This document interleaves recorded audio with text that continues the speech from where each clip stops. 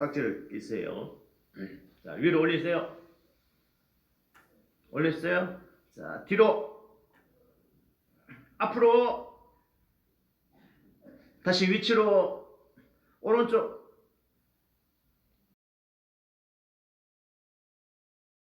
하나, 둘, 하나, 둘. 자, 제자리. 자, 다시 앞으로. 자, 어깨 돌리겠습니다. 자, 어깨. 뭐 뺨마디 소리가 나면 운동 안 해서 그런 겁니다. 네. 소리가 그래도 안 나네요. 운동 많이 하시나 봐요. 자, 그리고 이제 제자리로.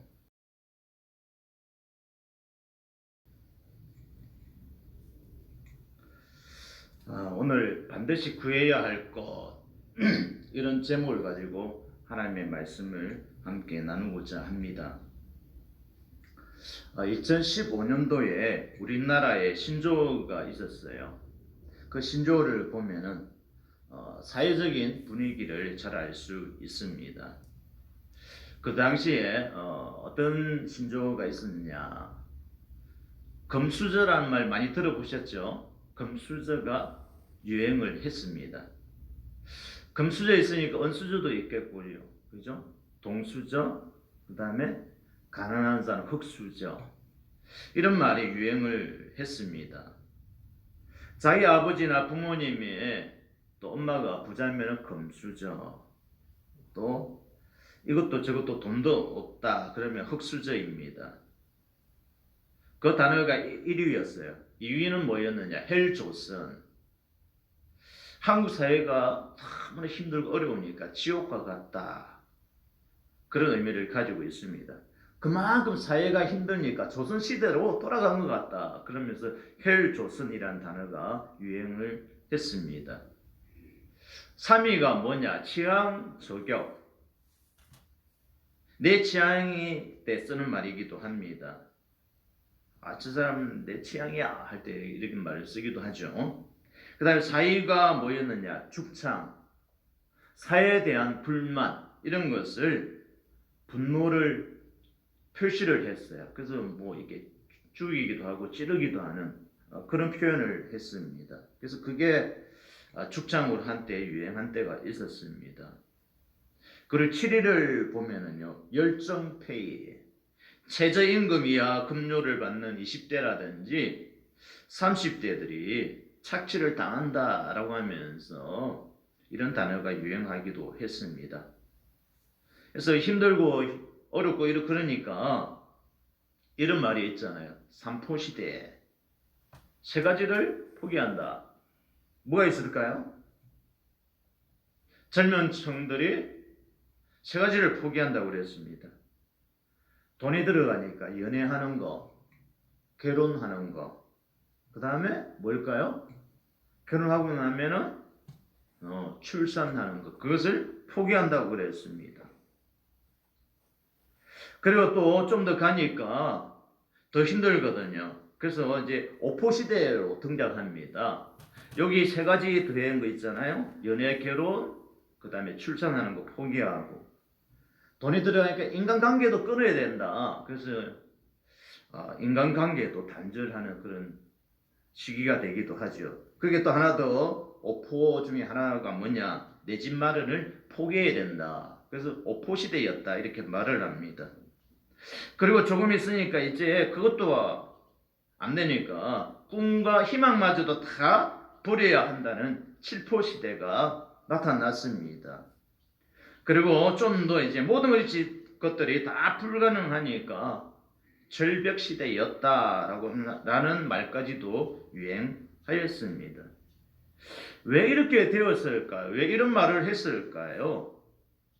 한마디로 말을 한다면은 모든 것들이 다 힘들고 어려우니까 그래서 결국 돈이 없으면은 살기가 힘들다 이런 말을 했다는 겁니다. 참 그런 것 같습니다. 이 사회는요, 능력이 없고 빽이 없고요, 돈 없으면 진짜 흙수저인 것 같습니다. 이런 현실 속에서 우리는요, 다르게 표현할 수 있어야 됩니다. 다른 각도를 가지고 살아가야 됩니다. 우리는 이렇게 외치면서 살아야 될 줄 믿습니다. 어떤 말이냐? 어떤 말씀이냐 하면은 신명기 8장 3절에 있는 말씀입니다. 힘들고 어려울 때에 우리는 어떻게 살아야 되느냐? 사람이 떡으로만 사는 것이 아니라 여호와 입에서 나오는 모든 말씀으로 사는 줄 내가 알게 하려 하심이니라. 힘들잖아요. 어렵잖아요. 지금도 코로나 때문에 힘들어요. 우스갯소리인 것 같기도 한데 어떻게 보면 참 이게 말 자체가 조금 그렇더라고요. 요즘 코로나 안 걸리는 사람은 인간관계가 나쁘다 이런 말이 있더라고요. 그게 맞는 것 같기도 하고 아닌 것 같기도 하고. 그러니까 이게 사람을 많이 만나는 사람은 인간관계가 좋았기 때문에 여러 사람을 만나다 보니 코로나 걸렸다는 거야. 그런데 인간관계가 나쁜 사람은요 안 만나잖아요. 그러니까 코로나에 안 걸렸다는 거야. 참 그것도 어떻게 보면 의미가 있는 것 같기도 하고요. 그렇습니다. 근데 이렇게 힘들지만은요 믿음의 사람은 여호와 입에서 나오는 모든 말씀으로 살아가는 존재인 것을 기억하는 저와 여러분이 되기를 바랍니다. 문제는 문제가 아닙니다. 문제는요 돈이 아닙니다. 경제가 아닙니다. 진리입니다. 돈이 아니라 하나님을 앞세워야 합니다. 어두워진 우리 사회를 어떻게 해결할 수 있을까요? 사람이 하나님을 등진다면은 어떻게 될까요? 점점 어두움에 빠지게 됩니다. 우리는 어떻게 해야 할까요? 하나님이 우리에게 말씀합니다. 아무리 힘들고 어렵다 할지라도 하나님의 말씀으로 살아야 된다. 이 진리를 기억하는 저와 여러분이 되기를 바랍니다. 우리도 살아가다 보면은요, 어려울 때도 있고 힘들 때가 있습니다. 신앙의 그림자가 생길 때도 있습니다. 그러한 때에 어떻게 대처해야 되는가? 오늘 본문에서 함께 찾아보고자 합니다. 본문을 보면 다윗이 바세바와 동침한 후에 선지자 나단이 그에게 왔을 때라는 표제로 시작합니다. 시편 51편 그 제일 위에 보면 그렇게 시작하고 있습니다. 제 성경에도 이렇게 기록되어 있습니다. 다윗이 바세바와 동침한 후 선지자 나단이 그에게 왔을 때. 본문 시편 51편은요 사무엘하 11장을 배경으로 하고 있습니다. 사무엘하 10장까지는요 다윗이 어떻게 했느냐, 한마디로 말을 한다면은요 왕권이 강하게 강화되어지고요 정치적으로 안정을 취하게 되어집니다. 그리고 또 하나님을 가까이 하는 그런 인생의 삶을 살아갑니다. 그래서 사무엘하 10장까지는 다윗이 어떻게 했느냐, 한참 잘 나가고 있었어요. 잘 나가고 있었다는 것이죠. 그리고 모든 사람들이 다윗을 존경합니다. 헌모합니다. 또 백성들이 이 다윗 왕을 따랐습니다. 그러다 보니까 참 안정기에 접어든 그런 시기였습니다. 그리고 이 다윗은요 하나님께 예배하고 또 하나님 앞에 제사 드리는 것, 그것을 소중하게 여기면서 신앙적인 면에서도 안정을 취하는 그런 때였습니다. 그 어떤 노출점도 없는 완벽한 삶을 살았던 시대가 사무엘하 10장까지의 내용입니다. 그런데 이 다윗이 조금씩 달라지기 시작했습니다. 혼자 있을 때의 사람이 완전히 달라졌습니다. 생각이 달랐고 행동이 달라졌습니다. 자신 안에 이런 욕망이 꿈틀거리고 있었다는 것을 저는 알지 못했습니다. 그런데 혼자 있을 때 욕망을 채우기 위해서 수단과 방법을 가리지 않았습니다. 다윗을 볼 때에 하나님은 이렇게 표현하고 있습니다. 다윗의 마음이 이중적인 마음이었다라고 표현하고 있습니다. 이중적인 그 마음을 가만둘 수가 없으니까 바세바를 범한 이 다윗에게 나단 선지자를 보냅니다. 나단 선지자가 찾아와서 꾸짖었습니다. 그때에 이 다윗이 드린 회개의 기도가 바로 시편 51편입니다. 그리고 핵심의 구절이 12절입니다. 우리 12절 한번 쳐다보고 12절을 보겠습니다. 다 함께 합독하겠습니다. 주의 구원의 즐거움을 내게 회복시켜 주시고 자원하는 심령을 주사 나를 붙드소서. 여러분들은 어떻습니까? 혼자 있을 때. 저도요, 집에 혼자 있으면 뭐 반바지도 입고 뭐 러닝을 입든지 벗었든지 그건 뭐 제 마음대로 할 수가 있잖아요. 그죠? 근데 밖에 나갈 때는 어떻습니까? 밖에 나갈 때는 마트 갈 때도 좀 불편할 때가 있어요. 왜? 정장을 입고 가야 되는가? 아니면 추리닝 바지만 입고 가야 되는가? 추리닝 입고 이렇게 가야 되는가? 고민이 돼요. 왜? 마트 가다 보니까 가끔씩 아는 성도님들을 만나요. 그래서 참 갈 때도 불편하더라고요. 참 혼자 있을 때 이렇게 여러분 편하게 있다가도 또 누군가 있으면 또 정색을 해야 되고 넥타이도 메고 있어야 되고 이렇습니다. 근데 다윗이요 혼자 있을 때에 아무도 없다고 생각했던 것 같습니다. 그래서 이 나단 선지자가 나타나서 하나님의 명령을 따라서 말씀을 주었을 때에 이 다윗은요 정말 범죄한 거 그것 때문에 감추려고 했는데 들통나게 되었습니다. 그때의 구원의 즐거움이 사라졌습니다. 그래서 12절에 있는 말씀과 같이 주의 구원의 즐거움을 내게 회복시켜 주시고 또 자원하는 심령이 맡겼다는 것입니다.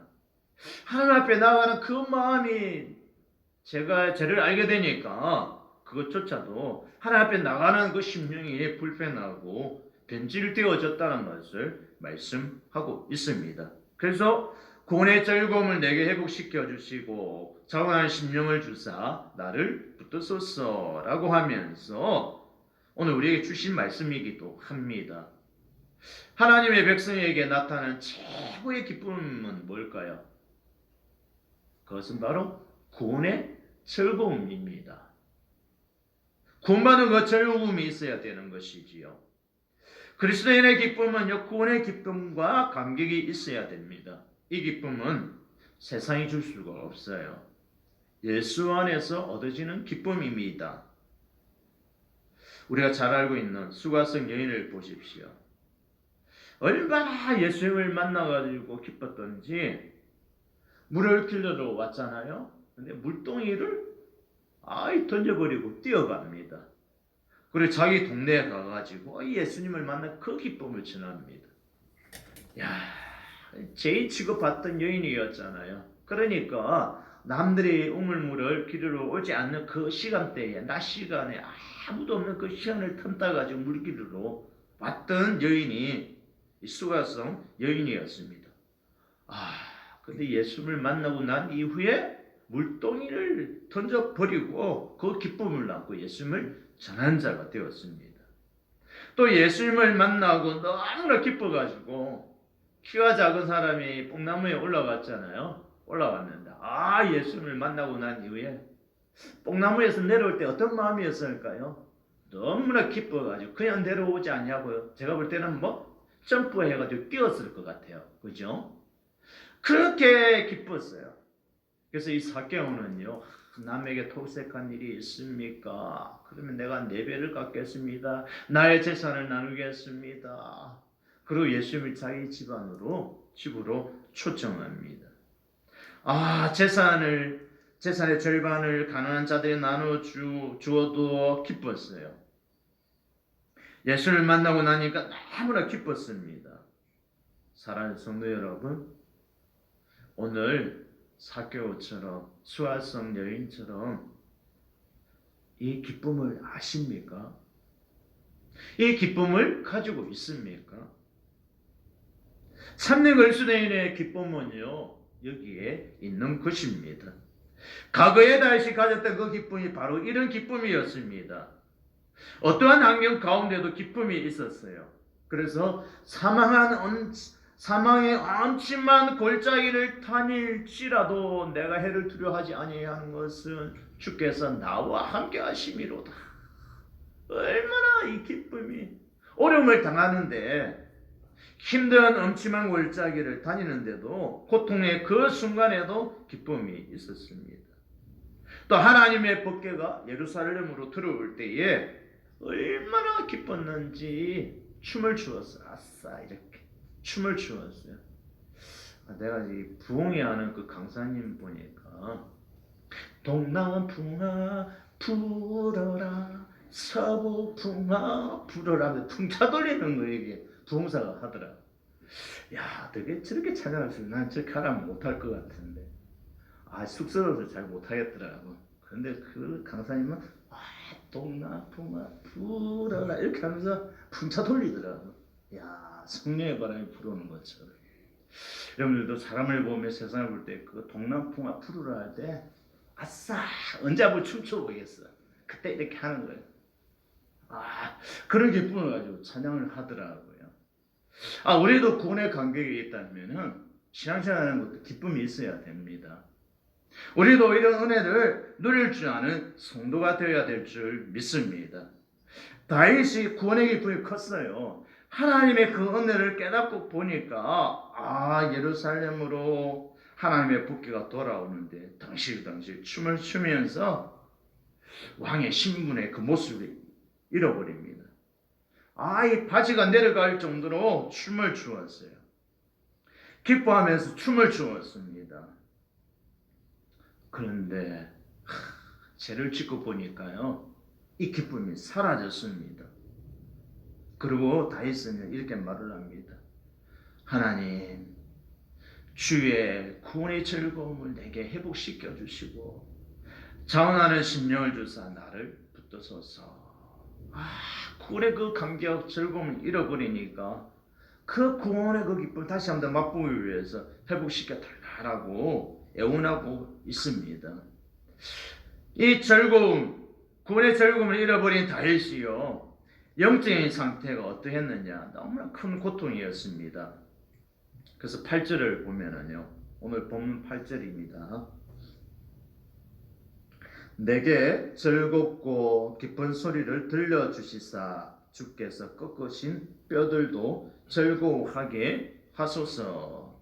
주께서 꺾으신 뼈와 같이 너무나 고통스럽고 아픕니다. 힘듭니다. 구원의 즐거움이 사라지니까 정말 신앙생활 감격보다는 기쁨보다는 즐거움보다는요, 모든 것이 다 사라졌습니다. 너무나 고통스럽습니다 라고 말을 하고 있습니다. 여러분, 신앙생활 하면서 기쁨을 누리고 있습니까? 구원의 즐거움이 있습니까? 신앙생활의 한마디로 감격적입니까? 기쁨이요, 즐거움이 있는 신앙생활 하기를 바랍니다. 구원의 감격과 기쁨이 있었기 때문에 사도행전 2장 46절 말씀에 보면은요, 초대교회 성도들은요, 그런 기쁨과 구원의 감격과 즐거움이 있었습니다. 사도행전 2장 46절인데 제가 읽어 드리겠습니다. 날마다 마음을 같이하여 성전에 모이기를 힘쓰고 집에서 떡을 떼며 기쁨과 순전한 마음으로 음식을 먹고, 얼마나 이 기쁨이 컸던지, 예수를 믿는 그 즐거움이 얼마나 좋았던지, 날마다 마음을 같이하여 성전에 모이기를 힘쓰고 집에서 떡을 떼며 기쁨과 순전한 마음으로 음식을 먹었다. 이렇게 신앙생활을 했다는 것입니다. 여러분, 교회로 오는 즐거움이 있습니까? 구원의 감격을 회복해야 이 즐거움이 있습니다. 요즘 교회 오면 한 주마다 푸드 주잖아요. 먹는 거 주잖아요. 그것 때문에 기쁨 없는 건 아니죠. 물론 그것도 약간의 기쁨이 있어야 되겠죠. 네, 여러분. 교회 오는 구원의 그 감격을 가지고 구원의 기쁨을 가지고 신앙생활을 해야 되고 교회에 와야 됩니다. 그렇다면은 구원의 즐거움과 회복하기 위해서 오늘 우리 그리스도인들이 어떻게 살아야 할까요? 오늘 그 해답을 두 가지를 가지고 찾아보기를 원합니다. 먼저 우리가 반드시 구해야 할 것이 있습니다. 그것은 바로 다윗과 같이 정직한 영을 회복시켜 달라고 하나님께 기도하는 성도가 되기를 바랍니다. 10절 말씀에 보면 하나님이여 내 속에 정한 마음을 창조하시고 내 안에 정직한 영을 새롭게 하소서. 지금 다윗은요 자신의 정직하지 못한 마음을 고백하고 있습니다. 정직하지 못하니까 죄를 지었기 때문에 그 중심이 헛들어지면서 하나님 앞에 나오는 것조차도 힘들고, 그리고 또한 구원의 감격, 기쁨, 좀 하나님의 복귀가 들어왔을 때 춤추는 그 모습들이 사라져 버렸다는 것입니다. 그래서 자신의 영이 정말 막지도 못하고 깨끗하지도 못하니까, 자유롭지 못하니까 자신의 영을 새롭게 해달라고 부르짖고 있습니다. 여러분, 정직하지 못하면 어떤 일이 일어나는지 아십니까? 그것은 신앙이 변질된다는 것입니다. 가장 먼저 내 안이 변질됩니다. 내 안에 정직함이 사라지니까 이중적인 인격의 소유자로 살아갑니다. 마음 따로 표현 따르고 행동이 달라지는 것이지요. 제일 먼저 나타나는, 내가 변질되었을 때에 제일 먼저 나타나는 현상이 기쁨을 상실하게 됩니다. 얼굴이 굳어지고 웃음이 사라집니다. 예수 믿는 맛이 사라집니다. 즐거움이 내 안에 사라집니다. 신앙생활이 지루하고 밋밋해집니다. 구원의 감격이 없어집니다. 다윗을 보십시오. 정직함이 사라진 이후에 자신의 모습을 이렇게 고백하고 있습니다. 14절, 15절입니다. 우리 다 목소리 한번 읽어보겠습니다. 14절, 하나님이여 나의 구원의 하나님이여 피 흘린 죄에서 나를 건지소서. 내 혀가 주의 의를 높이 노래하리이다. 15절입니다. 주여 내 입술을 열어주소서. 내 입이 주를 찬송하여 전파하리이다. 무슨 말일까요? 찬양을 되찾게 해달라는 말씀입니다. 언젠가부터 입에서 노래가 사라졌다는 것입니다. 어쩌다 노래를 해도 찬양을 하는데 확신에 찬 노래가 터져 나와야 되는데 그렇지 못했다는 것입니다. 하나님을 생각하면 웃어야 되고 하나님이 행하신 능력의 그 일들을 생각하면은 하나님이 행하신 일들이 위대하다라고 하면서 웃으면서 하나님을 높이 찬양해야 되는데 이 즐거움이 사라졌다는 것입니다. 잠을 제대로 이룰 수가 없었어요.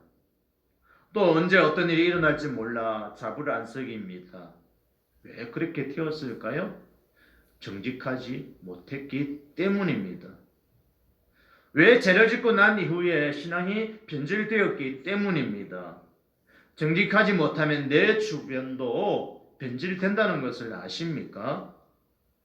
정직한 영을 갖지 못했을 때에 자신만 피폐해지는 줄 알았는데, 자신만 힘들 줄 알았는데 주변에 있는 다른 사람들에게 상처를 입히고 피해를 주게 된다는 것입니다. 다윗이 정직하지 못하여 변질되었을 때에 그 주변에 있는 사람들의 그 환경을 한번 보도록 하겠습니다. 먼저 바세바를 한번 보겠습니다. 바세바는요 남편이 우리아이지 않습니까? 그런데 우리아라는 사람은 참 성실하고 충성스럽습니다. 믿음직스러운 사람이었습니다. 그런데 이 바세바는요 남편을 놓고 고무신을 거꾸로 신고 싶어서 신었던 여자가 아닙니다. 다윗의 권력에 의해서 어쩔 수 없이 보쌈 당하듯이 억지로 끌려가서 왕과 잠자리를 같이 하게 된 자입니다. 된 여인입니다. 다윗 때문에 일생 씻을 수 없는 죄의식과 상처를 안고 살아가야 했던 인물이 바세바입니다. 어떻게 보면 참 불쌍한 여인이기도 합니다. 또 여러분, 바세바의 남편 우리아를 한번 보십시오. 이 사람은 진짜 신실하고 충성스러운 그런 군인이었습니다. 전쟁터에서도 자신을 돌보지 않습니다. 그리고 그뿐만이 아니라 항상 전쟁터에서 제일 앞에 서가지고 선봉자 역할을 했던 자가 바로 우리아입니다. 그런데 이 다윗 때문에 우리아가 전쟁터에서 전사하게 되잖아요. 이 우리아를 전쟁터에 제일 앞장 내세우고 나머지 군인들을 후퇴시켰어. 그래서 이게 우리아를 죽게 했던 자가 다윗입니다.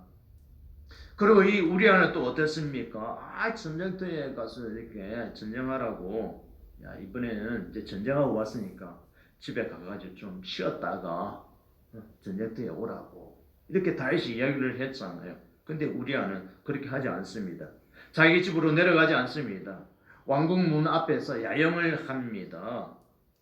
참, 지금 군인들이 싸우고 있는데 어떻게 내가 집에 가서 편안하게 누워 있습니까? 하면서 집에 안 가고요. 이 다 왕이 거하고 있는 그 왕궁 문 앞에서 텐트 치고 야영을 했다는 것입니다. 참 이렇게 충성스러운 군인이었고 부하였습니다. 그런데 그런 신하를 이 다윗이 죽였다는 것입니다. 그리고 다윗과 바세바 사이를 한번 생각해 보십시오. 아이가 태어납니다. 이 아이가 태어나자마자 중병을 앓기 시작하는데 사무엘하 12장 15절 말씀에 보면은 여호와께서 이 아이를 치셨다라고 말씀하고 있습니다. 그래서 다윗이 중병을 앓고 있는 이 자기의 자녀를 보면서 아차하는 마음이 들었습니다. 하나님 앞에 뭔가 내가 잘못한 것이 있구나 하면서 금식도 해보고 찬이스를 맞으면서 기도에 전념합니다. 그리고 일주일 만에 그 아이가 생명을 잃었습니다. 피워보지도 못한 꽃이 떨어지고 만 것입니다. 또 그뿐만이 아닙니다. 다윗이 변질되었을 때 또 어떤 일이 일어나느냐?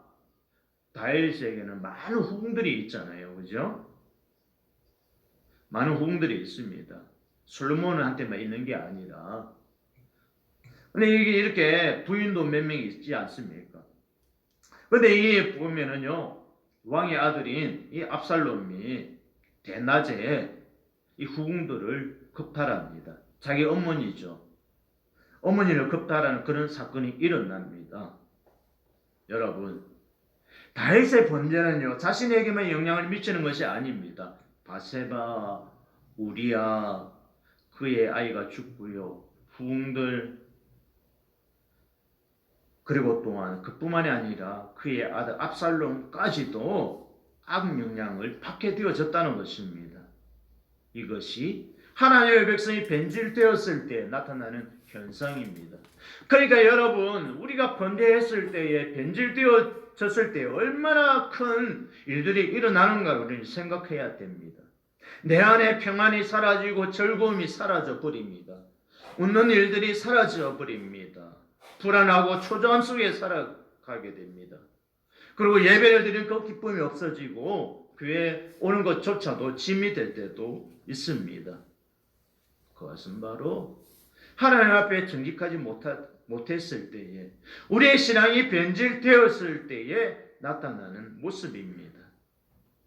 오늘 여러분, 교회 가는 것이, 사명 감당하는 것이 부담스럽습니까?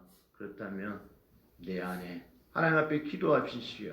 내 안에 정직한 영을 새롭게 해달라고 기도하는 성도가 되기를 바랍니다. 하나님, 변질되었던 내 마음을 바꾸어 달라고 기도할 수 있는 저와 여러분이 되기를 바랍니다. 하나님, 나 자신을 볼 때에 변질되었습니다. 나 때문에 주변까지도 악영향이 퍼져나갈까 싶어서 심히 두렵습니다.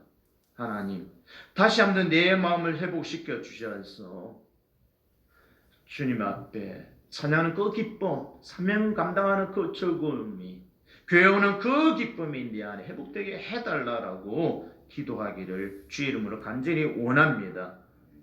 다윗을 보십시오. 바세바를 취하였습니다. 동침하였습니다. 다윗은 지금 현재 절대 군주였습니다. 사회적인 통념상으로 얼마든지 있을 수 있는 일입니다. 솔로몬도 아내도 있었고 후궁도 있고 첩도 있는데 1000명의 여인이 있는데 그렇게 할 수 있었습니다. 권력을 가지고서는요. 그런데 이 다윗은요, 바세바를 취한 것은 통념상으로 충분히 용납될 수도 있었고 그냥 넘어갈 수도 있었습니다. 한 사람의 군인을 죽이는 그것도 그냥 자기가 모른 척 하면서 그냥 전쟁터에 죽었다라고 하면 넘어갈 수 있었습니다. 그것은 어떻게 보면 통념상으로 사회적으로 볼 때는 죄라고 할 수 없을 정도입니다. 그리고 이 다윗을 향해 저 부정직한 사람이라고 손깍질을 할 사람도 없었습니다. 그런데 다윗은요, 정직한 이 잣대를 어디에 두었느냐? 오늘 본문 4절입니다.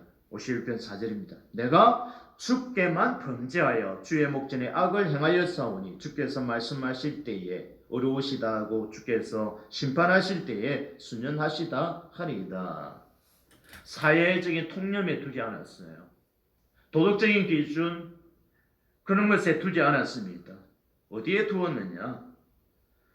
내가 주께 범죄하였습니다. 내가 주께만 범죄하여, 절대 군주인 내가 이 정도의 일로 양심의 가책을 받을 필요가 없는 문제일 수도 있습니다. 세상이 다 그랬는데 왕인 나도 그렇게 할 수 있습니다 라고 할 수 있을 것입니다. 그런데 다윗은 하나님 앞에서는 이것이 죄인 것을 알게 되었습니다. 이것이 정직하지 못한 일이라는 것을 알았습니다. 그래서 이 다윗은 내가 주께 범죄한 일입니다 라고 고백했다는 것입니다. 우리 시대를 한번 보십시오. 정직한 영을 상실한 이유가 무엇일까요? 그것은 영적인 나태함에 있습니다. 요즘 영적인 나태함에 빠진 사람들이 하는 말이 있습니다. 어떤 말을 많이 하느냐 하면요, 이만하면 됐다, 이만하면 되었지 라는 말을 많이 합니다. 이만하면 괜찮아 하는 그런 영적인 나태함 속에 있습니다. 여러분, 누구 집사도 저렇게 하는데 나도 해야지. 이런 것들이 영적인 나태함입니다. 저 집사님이 이만큼 했으니까 나도 이만큼 하면 됐지. 저 집사님이 기도 한 10분 했으니까 나는 15분 하면 됐지. 이런 것들이 영적인 나태함입니다. 이것들이 우리의 신앙을 변절시키는 요인이기도 합니다. 사랑하는 성도 여러분, 우리의 기준은요, 사람이 아닙니다. 오직 하나님이어야 되고요, 하나님의 말씀이어야 합니다. 그리고 항상 기준이 하나님과의 나의 관계 속에서 우리의 신앙을 살펴야 하는 것입니다. 다윗은 알게 되어졌습니다. 깨닫고 보니까 변질되고 정직하지 못한 것은 하나님과의 그 관계가 끊어졌다는 것을 알게 되었습니다. 그래서 오늘 11절에 보면은 나를 주 앞에서 쫓아내지 마시며 주의 성령을 내게서 거두지 마소서. 성령으로 충만할 때 정직한 영을 가질 수 있다는 것을 알게 되었습니다. 그래서 주의 성령을 다시 한번 내게서 거두지 마옵소서. 여러분, 하나님 앞에 정직하지 못한 것은 죄입니다. 죄의 결과는 변질입니다. 변질을 통하여 어떻게 나타나냐? 악영향이 나타납니다. 주의 성령이 떠나게 됩니다.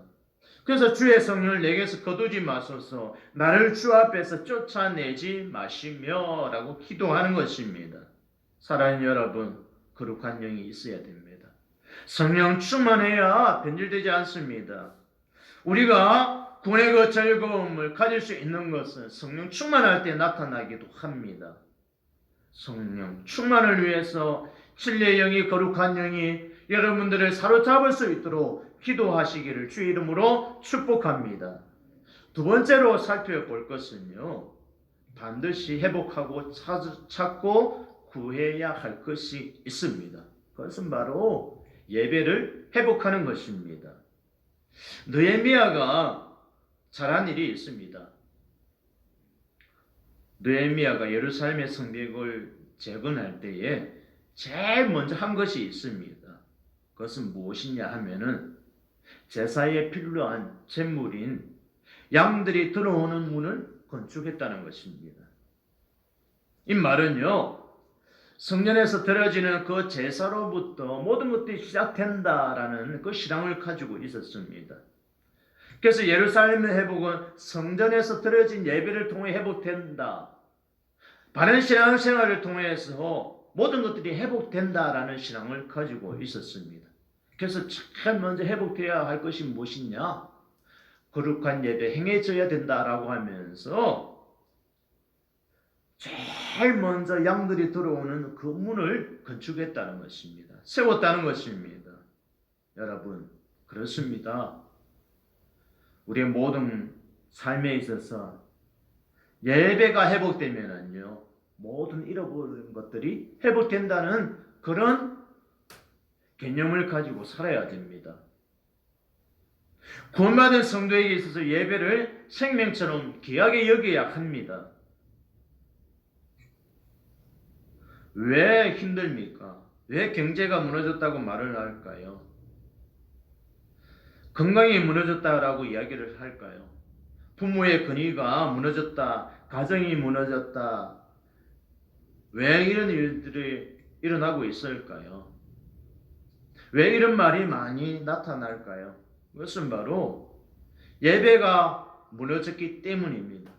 예배가 회복되면 가정도 회복되어집니다. 예배가 회복되어지면 경제도요 회복되어집니다. 건강한 모습을 가지고 있지는 못하지만은 예배가 회복되어지면 건강해질 수 있습니다. 마음이 더 평안을 누릴 수가 있습니다.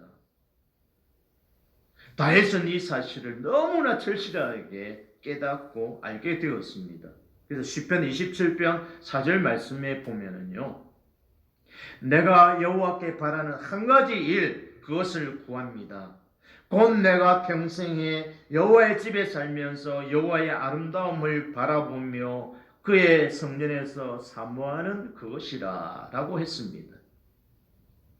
자기가 살아있는 동안에 여호와의 집 성전에서 여호와의 그 아름다움을 보는 것입니다. 예배 드리면서 하나님을 만나는 것이 저는 행복합니다. 성전에서 제사 드리고 예배 드리는 것을 갈망합니다 라고 하면서 기도하고 있습니다. 여러분, 예배가 회복되어지면은요, 경제가 힘들어도요, 그 경제가 전혀 문제가 되지 않습니다. 자녀들이 속썩인다 할지라도요, 예배가 회복되어지면은 그것을 기도 제목거리로 바라보면서 오히려 기도하면서 힘을 내고 용기를 얻게 되어집니다. 우리 성도에게 신앙의 그 기준점이 있어야 됩니다. 그것은 바로 예배가 회복되면 모든 것이 회복되어진다. 이 사상을 가지고 살아가기를 바랍니다. 다윗은 압살롬이 배신을 했을 때에 예루살렘을 도망쳐 숨어 있으면서 다윗은 이 시를 지었습니다. 51편을 지었습니다. 다윗이 백성들의 마음이 자기에게 충성하는 마음으로 바뀌게 해달라고 오히려 더 기도 그렇게 해야 되지 않습니까? 또 압살롬이 쫓아옵니다. 나를 살려달라고 생명을 구하는 그런 기도를 해야 됩니다. 그런데 다윗은 그것을 먼저 구하지 않습니다. 오직 한 가지, 여호와의 집에 살면서 여호와의 아름다움을 바라보며 그의 성전에서 사모하는 그것입니다 라고 하면서 기도했다는 것입니다. 한 가지 일입니다. 내 평생에 여호와의 집에 사는 것이 기쁨입니다. 그런 즐거움을 나에게 회복시켜 주십시오. 예배가 회복되어진 모든 것이 회복되어집니다. 잃어버린 왕권도 다시 찾을 수 있습니다. 예배를 온전히 하나님 앞에 드렸다면은, 하나님 앞에 온전한 예배를 드릴 수만 있다면은 그것을 통해 모든 것이 다 회복됩니다라고 하면서 신앙의 그 기준점이 예배 생명을 거는 것이 되었습니다. 사랑하는 여러분, 오늘 하나님이 받으시는 예배는 어떤 예배일까요? 17절을 한번 보겠습니다. 17절입니다. 17절. 하나님께서 구하시는 제사는 상한 심령이라. 하나님이여 상하고 통회하는 마음을 주께서 멸시하지 아니하시리이다. 우리 다 함께 한 번 더 합독하겠습니다. 하나님께서 구하시는 제사는 상한 심령이라. 하나님이여 상하고 통회하는 마음을 주께서 멸시하지 아니하시리이다. 하나님께서 구하시는 제사는 상한 심령이라 그랬습니다. 상하고 통회하는 마음을 주께서 멸시하지 아니하신다라고 말씀합니다. 예배를 잃어버린 다윗, 그 고통은 이루 말할 수 없을 정도 힘들었습니다. 범죄로 인하여 하나님과의 그 아름다웠던 관계가 단절되어졌습니다. 하나님과 단절되어지니까 구원의 그 즐거움을 잃어버렸습니다. 성도에게 있어서 구원의 그 즐거움을 상실하면요, 그 모든 것들이 짐이 됩니다. 그러니까 자원하는 마음도 사라집니다. 충성하는 마음도 사라집니다. 그리고 이중적인 생활을 하게 됩니다. 다윗이 그런 삶을 살았습니다. 골리앗과 싸울 때는 그는 자원하였잖아요. 아무도 그 골리앗과 싸울 때에 나가는 사람이 없었어요. 그때 다윗은요, 다 자원하는 마음이었어요. 저 할례받지 못한 골리앗을 향해서 물맷돌을 가지고 나가는 자원하는 마음이었습니다. 그런데 이 마음이 사라졌다는 것입니다. 사랑하는 성도 여러분, 오늘 하나님께서 기뻐하시는 예배가 무엇일까요? 그것은 바로 상한 심령입니다. 제가 이러한 죄를 지었습니다. 내가 정말 하나님 앞에 전혀 하나님의 백성으로서 어울리지 아니하는 이 죄의 모습을, 죄를 가지고 있습니다 하면서 이 죄를 해결해 달라고 하나님을 바라보면서 아파하는 그 마음이 상한 심령입니다. 회개해야 하는 그 마음을 상한 심령이라 말을 합니다. 하나님의 자녀에게 있어야 할 마음이 미움, 분노, 탐욕이 아닙니다. 시기하고 질투하는 마음이 아닙니다. 교만하는 마음이 아닙니다. 하나님 앞에서 가장 마음 아파해야 할 것이 있다면 상한 심령입니다. 하나님이 이러한 죄를 저질렀습니다 하면서 애통해하는 그 마음을 하나님이 받으신다는 것입니다. 거룩하신 하나님 앞에 상한 심령 없이 드려진 예배는요, 종교의식에 불과합니다. 교회 출석하고 있고 찬송도 할 수 있어요. 부서에서 봉사도 할 수 있습니다. 헌신도 할 수 있습니다. 그런데 그 마음에 정말 죄에서 구원받은 그 마음이 없다면, 또 하나님 앞에서 참 하나님을 사랑하는 그 마음이 없다면, 나 같은 죄인이 구원받아서 하나님 앞에 헌신하게 되어졌다는 그 마음이 없다면 종교의식에 불과한 신앙생활이 된다는 것입니다. 사랑하는 여러분, 오늘 하나님은 상한 심령의 그 예배를 원하십니다. 종교적인 행위를 원치 않습니다. 하나님 백성답게 살지 못했다면 그 마음을 가지고 하나님 앞에 회개하는 그 마음을, 하나님을 찾는 오직 한 가지만 구하는 그 가난한 그 마음을 하나님이 보신다는 것입니다. 예배는 형식이 아닙니다. 마음이 중요합니다. 마음을 다하고 뜻을 다하고 힘을 다하여 주 너희 하나님을 사랑하고 섬길 줄 아는 성도가 되기를 바랍니다. 오늘 주님은 은혜를 갈망하는 그 마음을 원하고 있습니다. 여러분, 상한 심령이 되십시오. 하나님 한 분을 찾을 때 해결될 수 있습니다.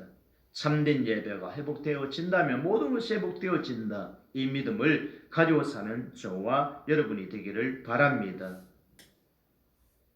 이제 결론적으로 말씀을 전하고자 합니다. 오늘 하나님께서 찾으시는 것이 무엇입니까? 오늘 우리가 구해야 할 것이 무엇입니까? 상한 심령입니다. 예배 회복을 위해서 하나님 앞에 구하십시오. 그리고 정직한 영을 나에게 달라고. 하나님 앞에 변질된 마음이 있습니까? 거짓되고 또 범죄한 것들이 있다면은 하나님 앞에 회개의 눈물을 흘리면서 기도하여서 봄처럼 새롭게 새 생명을 싹 틔울 수 있는 성도가 되어지고 또 돌아오는 부활절과 함께 정말 새롭게 지금부터 출발하는 저와 여러분이 되기를 바랍니다. 정직한 영을 회복시키고 참된 예배를 회복하여서 정말 구원의 즐거움을 찾으시고 평강의 은총을 누리는 저와 여러분들이 다 되기를 주의 이름으로 축원드립니다. 기도합니다. 하나님, 우리의 입술을 열어주심을 감사합니다. 변질되어졌을 때에 감격이 사라지고 구원의 즐거움이 사라지는데 하나님, 다시 한번 주님을 바라보며 회개할 수 있는 우리의 마음을 주시사 하늘 앞에 토로하며 기도할 때 응답하여 주시사 즐거움과 구원의 그 감격이 회복될 수 있도록 도와주옵소서. 또 우리 귀한 성도들이 예배가 얼마나 중요한가를 다시 한번 깨닫게 하심을 감사합니다. 예배를 통하여서 우리 모든 것들이 다 해결되어지고 회복된다는 것을 깨달아서 예배의 성공자들이 다 될 수 있도록 인도하여 주옵소서. 이제는 우리 주 예수 그리스도의 은혜와 지극하신 성령님의 내주 교통하심이 오늘 들었던 말씀을 생각하면서 반드시 구해야 할 것들을 구하여서 주의 뜻을 이루어가며 구원의 즐거움과 감격을 회복하는 성도들이 다 되기를 원합니다. 지금부터 주의 은혜가 영원토록 우리와 함께 할지어다.